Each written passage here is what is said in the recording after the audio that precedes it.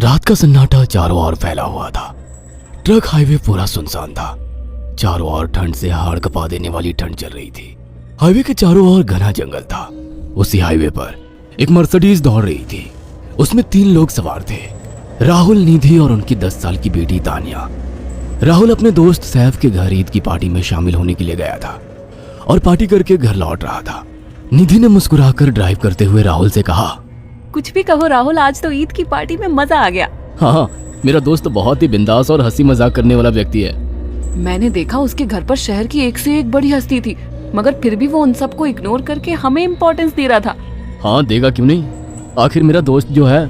सच में राहुल, अमेरिका से इंडिया लौटकर बहुत अच्छा फील हो रहा है। वैसे तुम्हारा दोस्त सचिन अभी तक नहीं आया अमेरिका से? निधि की बात सुनकर राहुल चौंक कर बोला, ओह शिट यार, उसका फोन आया था कि वो इंडिया आ रहा है। उसने बोला था कि मुझे एयरपोर्ट पर पिक कर ले। निधि बहुत नाराज होगा वो। कोई बात नहीं, उससे बोल देना कि तुम्हें बिल्कुल याद नहीं रहा, और फिर तुम्हें सैफ की इनवाइट की हुई ईद पार्टी में भी तो शामिल होना था। निधि ने इतना बोला ही था कि उसकी बेटी तानिया ने अपनी माँ की ओर देखकर कहा, मुझे भूख लगी है माँ, और प्यास भी। तानिया की बात पर निधि ने बुरा सा मुंह बनाकर उसकी ओर देखकर कहा, पार्टी में तो इतना खाया था तुमने, फिर भी भूख लगी है। निधि की बात पर तानिया ने मासूम सा चेहरा बनाकर कहा, कोई बात नहीं मम्मी, मुझे पानी ही पिला दीजिए। कितनी बार बोला है मुझे मम्मी मत बोला करो। पानी अभी नहीं है, आगे जाकर कोई शॉप पड़ेगी तो बोतल खरीद के दे दूंगी। निधि की बात पर राहुल ने मुस्कुराकर कहा, छोटी बच्ची है निधि, इतना नाराज होना सही नहीं है।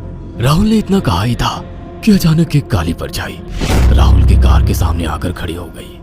राहुल के पैर अचानक ब्रेक पर पड़ गए। गाड़ी तेज रफ्तार में थी। ब्रेक अचानक लगने से पलटते पलटते बाल बाल बची थी।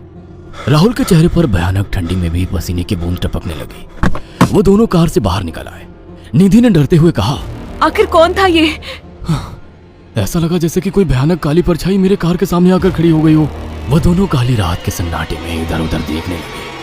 तभी निधि को एक घने पेड़ के पास दो चमकीली हुई आंखें दिखाई दी। उसकी आंखें बिल्कुल भेड़ियों की तरह लग रही थी।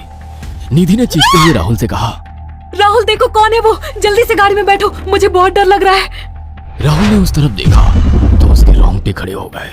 वो दोनों गाड़ी के अंदर बैठने ही वाले कि अचानक एक अजीब सा चेहरा वाला भयानक सा आदमी बिजली की रफ्तार से उनके सामने आकर खड़ा हो गया। राहुल ने देखा कि उसका चेहरा बिल्कुल सड़ा हुआ था और उसकी आंखें भेड़िए की तरह चमक रही थी। उसके लंबे लंबे बाल उसके कंधे तक आ रहे थे और उसके दांत भेड़िए की तरह बाहर की ओर निकल रहे थे। हाथों की जगह नुकीले पंजे थे। राहुल को देखकर अजीब से अंदाज में हंसने लगा, मगर जैसे ही राहुल की नजर उसके कपड़ों पर गई, राहुल की आंखें फटी की फटी रह गई। वो हकलाते हुए बोला, भाईजान, भाईजान, मुझे माफ कर दो, मुझे छोड़ दो। राहुल ने इतना कहा ही था कि अचानक उस अजीब से दिखने वाले भयानक आदमी ने अपने पंजों से राहुल की गर्दन कसकर पकड़ ली और एक ही सेकंड में उखाड़ कर जमीन पर फेंक दी। राहुल के धड़ से लाल रंग का खून का फुहारा फूट पड़ा। इस भयानक मंजर को देखकर निधि के गले से एक जोरदार चीख निकल गई। निधि इससे पहले भागती कि अचानक उस भयानक दिखने वाले आदमी ने निधि को पकड़ लिया और अपने नुकीले पंजे उसके पेट में गड़ा दिए और उसकी अतड़ियां बाहर निकाल दी। निधि की एक दिल दहला देने वाली चीख सन्नाटे को चीर गई। अचानक हवा का एक बवंडर उठा और वो भयानक सा दिखने वाला व्यक्ति देखते ही देखते बवंडर के साथ गायब हो गया। तानिया ने डरते डरते निधि के मोबाइल से पुलिस और सैफ को बुला लिया और कुछ ही देर में वहां चारों ओर पुलिस की गाड़ियां थी।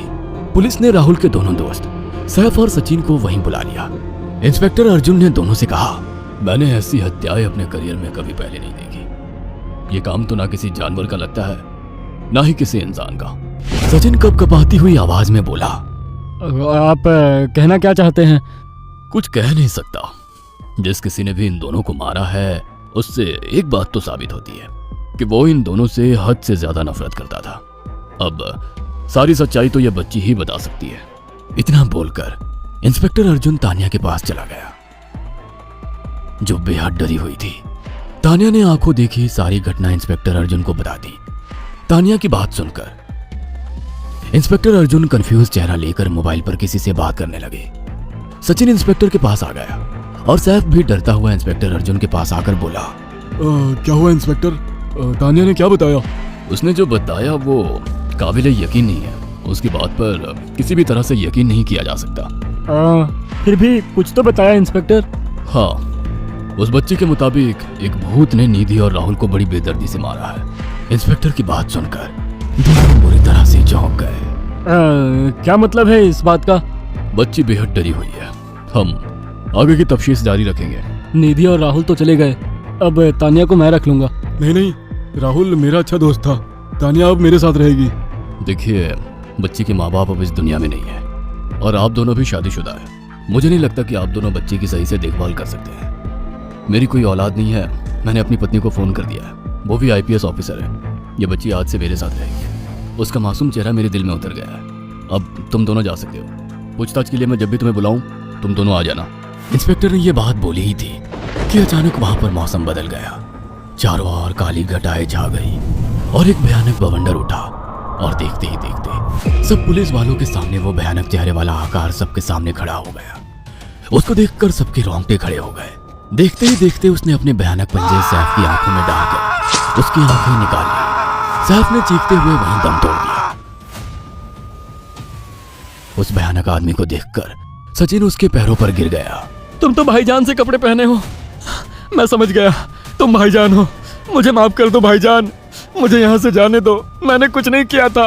वो भयानक चेहरे वाला गुर्राते हुए बोला, बता इन सबको कि ये सब इतनी भयानक मौत क्यों मरे। सचिन दौड़ता हुआ इंस्पेक्टर अर्जुन के पास गया और बोला, मैं जानता हूँ इसने इन तीनों को क्यों मारा। इसका नाम भाईजान था। जब ये जिंदा था ये किसी का भाई किसी की जान था। बहुत साल पहले ये हम सबका बहुत अच्छा गहरा दोस्त और बिजनेस पार्टनर था। ये सबकी बहुत मदद किया करता था। इसकी प्यारी सी बेटी थी तानिया, जो इस वक्त कार के अंदर बैठी हुई है, ये इसी की बेटी है। भाईजान अपने सारे पैसों से एक बहुत बड़ा हॉस्पिटल खोलना चाहता था जिससे गरीबों का मुफ्त इलाज किया जा सके, मगर हम तीनों इसके लिए तैयार नहीं थे।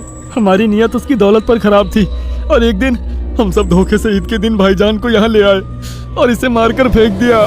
तो फिर तुम सबने इसकी बेटी को क्यों जिंदा छोड़ दिया? हमें बाद में पता लगा कि भाईजान ने सारी जायदाद अपनी बेटी के नाम कर दी है, इसीलिए हमने भाईजान की पत्नी को भी मार दिया। और तानिया का तुम 18 साल की उम्र पूरी करने का इंतजार कर रहे थे ताकि सारी जायदाद अपने नाम करा सको और बाद में उसे भी ठिकाने लगा सको। इसी के लिए तुम दोनों इस मासूम बच्ची को अपने साथ रखने की जिद कर रहे थे। जी, आपने बिल्कुल सही कहा। हम तानिया को भी इसी जगह लाकर मार देते।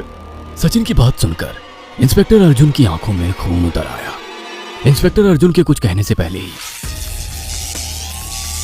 भाईजान बिजली की रफ्तार से इंस्पेक्टर अर्जुन की आंखों के सामने से सचिन को पकड़कर ले गया और उसके शरीर के टुकड़े टुकड़े कर दिए और हवा में उठे एक तेज बवंडर के साथ गायब हो गया। सारी घटना इंस्पेक्टर अर्जुन की आंखों के सामने हुई थी। तानिया को इंस्पेक्टर अर्जुन और उसकी पत्नी ने अपनी बेटी की तरह पाला।